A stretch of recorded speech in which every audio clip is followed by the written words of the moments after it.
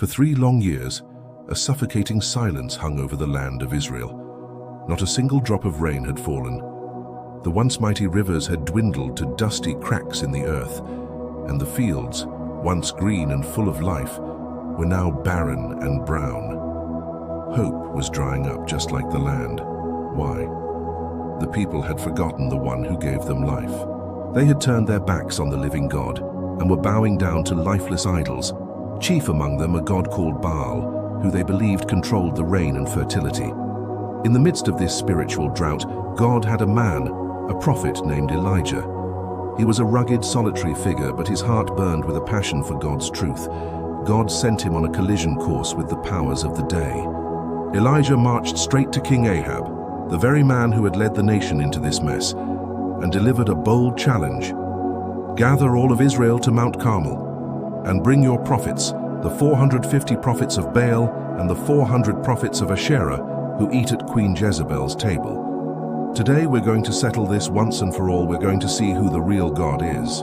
Imagine the scene.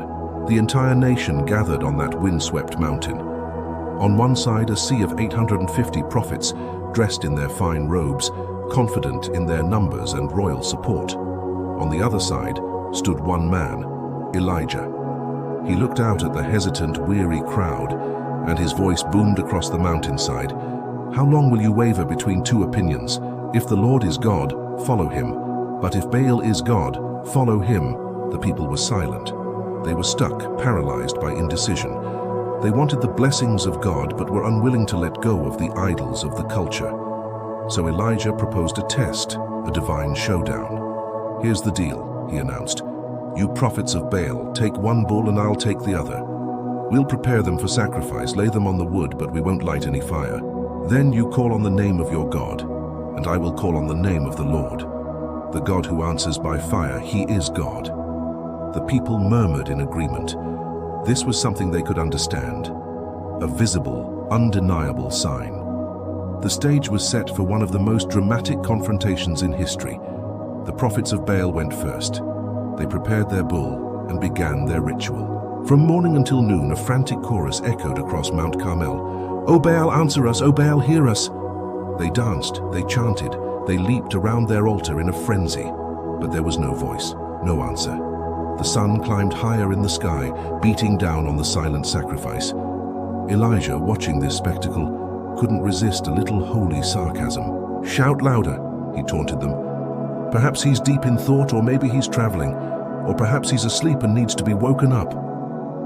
His words stung them into even greater desperation.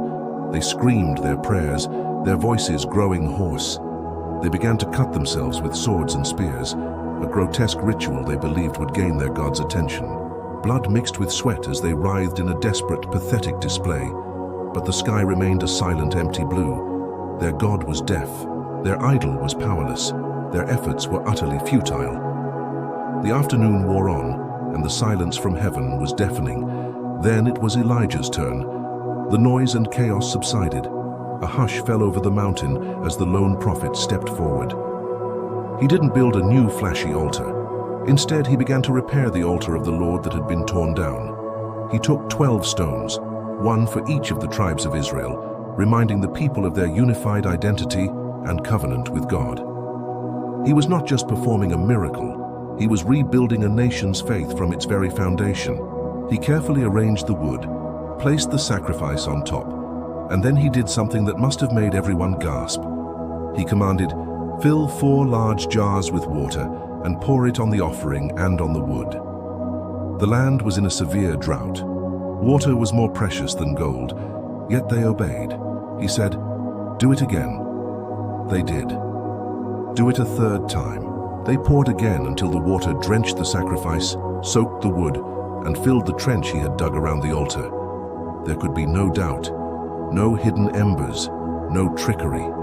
Any fire that lit this pyre would have to be supernatural. It was a bold, audacious act of faith. With everything drenched and seemingly impossible to light, Elijah stepped near the altar and prayed. His prayer wasn't a loud, frantic shout. It was a calm, confident, and powerful conversation with his God.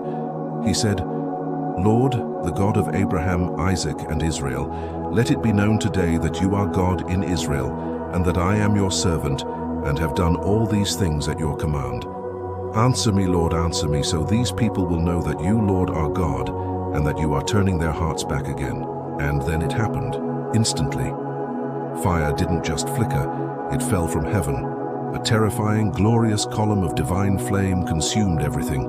It burned up the sacrifice, the wood, the 12 stones of the altar, the very soil beneath it, and it even licked up every last drop of water in the trench. It was total, absolute, and undeniable power. The people, who had been watching in stunned silence, fell prostrate on the ground. A single unified cry rose from thousands of throats, a cry of terror and awe, of repentance and recognition. The Lord, He is God. The Lord, He is God. That day on Mount Carmel, the drought of the soul was broken before the drought of the land. Elijah's story is a powerful reminder for us today. We live in a world filled with the noise of 1,000 different Baals, idols of success, popularity, wealth, and self-reliance, all promising fulfillment but leaving us empty.